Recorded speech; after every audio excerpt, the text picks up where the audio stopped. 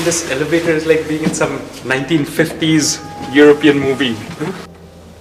Like all these old things that don't really work properly, is also part of the charm of Rome. This elevator gets stuck half the time. And then they have this alarm bell, but nothing happens. Dark room in a darker house. Me in a corner sitting slow. In the beginning, his fiancée just tried to kill herself. Then next day he smokes a joint and then he's walking out. He sees the Colosseo. He thinks, what the fuck is this? One huge toilet bowl facing the skies. The gods are taking a shit on us all. Everywhere you go in Rome, you see this scaffolding. The city can't escape its history.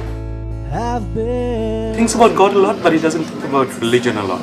The cockroaches have been around for like 150 million years. So what if God is actually a cockroach, a giant cockroach? So he tries to just place God in a pop culture reference, like a 3,000-year-old pop culture. Our times are changing so much. 6 years ago, before we had Facebook, that seems like history. I think his sense of being lost, a lot of it is also because he's in Rome. Rome is an idiosyncrasy in terms of a global city to land up in nowadays. This sense of uncertainty about jobs, about economic fortunes.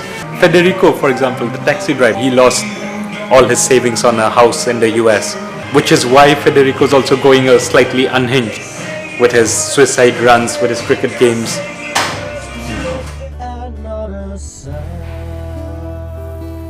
What if you could sell memories? Like, would you sell your first kiss? The first time you had sex? Would you sell a marriage? Would you sell your job? Krantik thinks about this one holiday he had with this girl he used to like. This one morning they woke up and they walked to the beach and they had a sandwich. Like the best sandwich he had ever had. But he thinks he'd probably never sell that. The Indians have written only about India and about the Indian context and Indian social structure. But maybe this is the time when Indians can start to tell other stories too.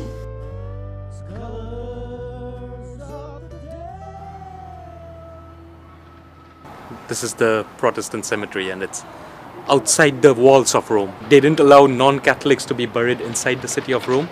Keats was buried here. You know, even in death, some people are consigned to outside the mainstream. So I was thinking of this place and I thought of the Macro Museum. The Macro Museum used to be a slaughterhouse. So somewhere between animal carcasses in midair and poets under the ground, that's where Chiara lives. Krantik is looking for some kind of poetry, some kind of beauty in the world too. So he walks down the street to keep going back to Chiara, and he'll never be able to make sense of the world.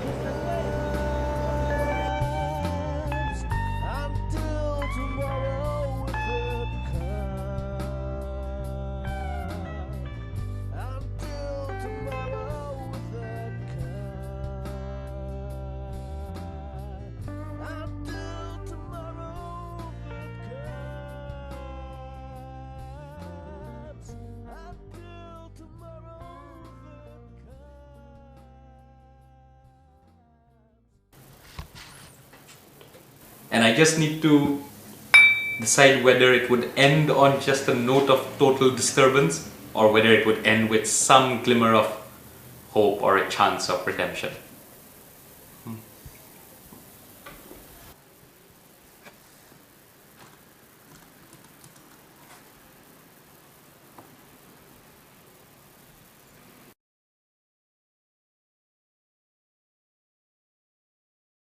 You're working on a marble statue, but while you are chipping away at the statue is also chipping away at you. He doesn't have a name for their relationship, and that's what he's struggling to find. And maybe eventually he'll realize that he doesn't need a name.